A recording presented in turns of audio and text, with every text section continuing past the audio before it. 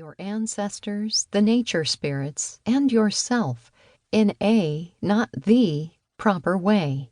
She explains in clear language the history of the Norse and Germanic religions and their revivals, the differences between the various factions in the modern heathen scene, how Northern European magic and divination differ from those of the other related Indo-European cultures, how to contact others who might want to walk this path with you, and how to survive a sumbel, Norse drinking rite, with your wits intact.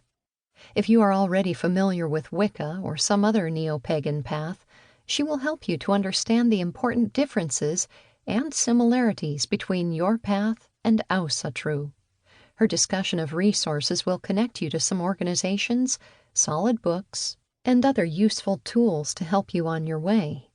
Most important, in this book, Paxson communicates the soul of Ásatrú in a way that will stay with you long after your first of many readings. So make a fire in your fireplace, or at least light a few candles. Fix yourself a nice cup of tea or fill a horn of mead, settle down in a comfy chair, and get ready to have an exhilarating and profoundly transformative experience. Introduction. Several years ago, I was invited to give a paper on Scandinavian oracular practice at the Viking Symposium in Newfoundland. Most of the presenters were from various universities. My name tag stated that I was from the Troth. "What's that?" asked a lady as we were waiting for dinner. "A heathen religious organization," I replied. She gave me a confused look. "Isn't that a contradiction in terms?" At that point, I realized I was going to have to preface my paper by defining what I meant both by heathen and religion. Since then, I've participated in numerous discussions in which modern pagans of all flavors struggled to define themselves. So it seems wise to begin this book by defining some basic terms. Pagan religions. Just as Christianity, Judaism, and Islam can be grouped together as monotheistic Abrahamic religions that believe in a single all-powerful God, polytheistic religions that honor a multitude of deities also form religious families. Among them, we find the myriad Hindu sects, Buddhism, which is non-theistic in its theology but includes polytheistic elements in its practice, tribal traditions from the Americas and Asian, the African and Afro-diasporic faiths, which include modern Umbanda and Santeria, and European paganism. Until very recently, the possibility that a native European polytheistic faith could be a viable option would have been met with incomprehension.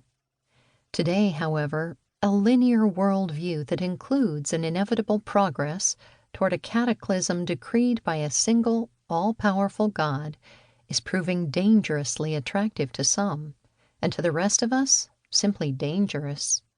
Instead of a worldview in which neither humanity nor nature have intrinsic meaning because all such meaning derives only from God, or polarizes into a conflict between absolute good and absolute evil, we need a worldview that sees holiness in everything, recognizes that spirit takes many forms, and believes that history moves in circles, not a straight line. The first European polytheistic religion to become well known in Europe and North America in the 20th century was pagan witchcraft, or Wicca, which includes a multitude of traditions derived from or inspired by survivals from European folk religion and the work of Gerald Gardner. However, Wicca is by no means the only kind of European paganism to flourish today. A second and rapidly growing branch of the family consists of the reconstructed traditions based on the practices and beliefs of specific cultures. These include the Celtic traditions, among them the different kinds of Druids, the Hellenic traditions, which draw from ancient Greece, the Kemetics, who base their practice on the religion of Egypt, Baltic traditionalists, who have revived their native religions in their newly independent nations, and the religions of the Germanic people. To keep listening to this audiobook, I've left you a link in the description so you can do it, at no cost thanks to Audible's 30-day free trial.